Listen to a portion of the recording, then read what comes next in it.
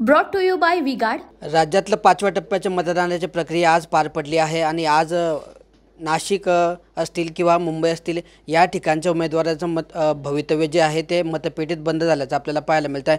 आपल्यासोबत महायुतीचे उमेदवार हेमंत गोडसे आहेत। काय सांगाल, आज तुमचं भवितव्य जे आहे ते EVM मध्ये बंद झालेलं आहे, काय वाटतं तुम्हाला? काय मला असं वाटतं का ही जी निवडणूक नाशिक लोकसभेची होती तर ही खऱ्या अर्थानं नाशिकच्या विकासाच्या दृष्टीने आणि या देशाचं नेतृत्व कोणी करावं या मुद्द्यावरती खऱ्या अर्थानं होती।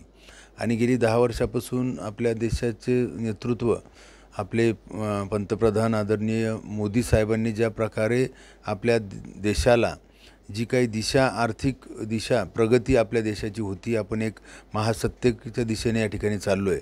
आणि म्हणून सर्वच मतदारांनी या ठिकाणी ठरवलं होतं की पुन्हा एकदा त्यांना विराजमान करण्यासाठी तिसऱ्यांदा पंतप्रधानपदी आपण म्हणजे त्यामुळं आपल्याला निश्चितच त्याचा फायदा त्या ठिकाणी झाला। निश्चित लोक आपल्याला त्या ठिकाणी संधी देतील असा आपल्याला विश्वास आहे।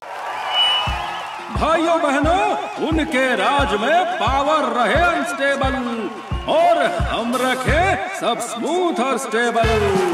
हमारा नेता कैसा हो जो स्टेबल पावर दे वैसा हो। अब की बार वी-गार्ड AC स्टेबलाइजर का चमत्कार।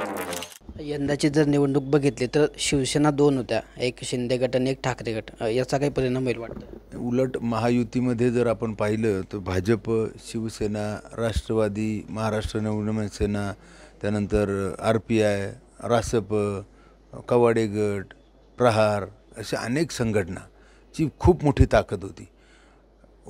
शिवसेनेचे जरी 2 ठिकाणी झाले परंतु त्यांच्याबरोबर या नाशिक लोकसभा ही हिंदू विचारांना मानणारी लोकसभा आहे। आणि म्हणून मला असं वाटतं का इथं काँग्रेसची ताकद बऱ्यापैकी कमी आहे, राष्ट्रवादीचे 2 गट झालेले आहेत, त्यामुळं या महायुतीचे सर्वच पक्ष अतिशय मोठ्या प्रमाणामध्ये या ठिकाणी कार्यरत आहे। उनका बैकअप सिर्फ कल तक और हमारा चांद तक। हमारा नेता कैसा हो जो नॉन स्टॉप बैकअप दे वैसा हो। अब की बार वी-गार्ड इन्वर्टर बैटरी का चमत्कार। तुमच्या उमेदवारी संदर्भात आपण जर बघितलं तर अनेक नाट्यमय राजकीय घडामोडी घडलेल्या होत्या। त्यानंतर पण तुम्हाला उमेदवारी मिळाल्यानंतर शांतिगिरी महाराजांनी पण अपक्ष अर्ज दाखल केला होता। तर शांतिगिरी महाराजांच्या उमेदवारीचा काही परिणाम मतदानाच्या टक्केवारीवर किंवा तुमचा जो मतदानाचा टक्का असेल तो कमी होईल असं वाटतं? नाशिकची जनता ही सुज्ञ जनता आहे आणि म्हणून त्यांना विकास कामं हवं, त्यांना त्यांचे प्रश्न सोडवणारा माणूस पाहिजे। आणि म्हणून निश्चित त्याचा मला वाटत नाही, आज आम्ही त्यांचा साधू संतांचा सन्मान करतो परंतु त्याचा इतका मला असं वाटत नाही काही परिणाम होईल। मतदानाची टक्केवारी 5 वाजेपर्यंतची समोर आलेली आहे, 51% मतदान झालं आहे। जवळपास पूर्ण अंतिम आकडेवारी ही 60% जाईल असं वाटतं आहे। काय वाटतं आपण ह्यावेळेस हॅट्रिक होईल, कितीचा लीड असेल? 100% मतदान जे आहे मला असं वाटतं का ते 60%हून अधिक या ठिकाणी होणार आहे। आणि जितकं पण मतदानामध्ये टक्केवारी वाढली म्हणजे आम्हाला कदाचित इतर दुसऱ्या शहरांसारखं कुठं 50-55 ऐकलं होतं परंतु 60च्या वरती गेलं आहे। त्यामुळं निश्चितच जी काही टक्केवारी वाढली याचा अर्थ असा आहे का हे मतं महायुतीला मिळणार आहेत। आणि निश्चित आपल्याला खात्री आहे का देशाचं नेतृत्व करण्यासाठी ही निवडणूक आहे। मोदी साहेबांसारखं एक खंबीर नेतृत्व आपल्या देशाला लाभलेलं आहे।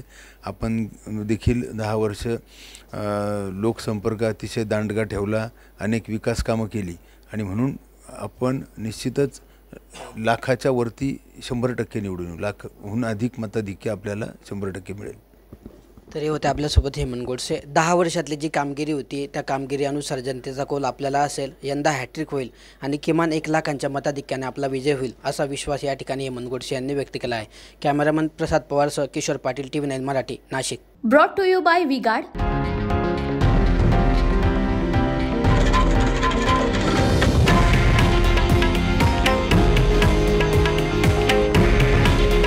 हे आहे देशातील नंबर 1 न्यूज नेटवर्क आणि आपण पाहत आहात TV9 मराठी। काळजी तुमची, हित महाराष्ट्राचं.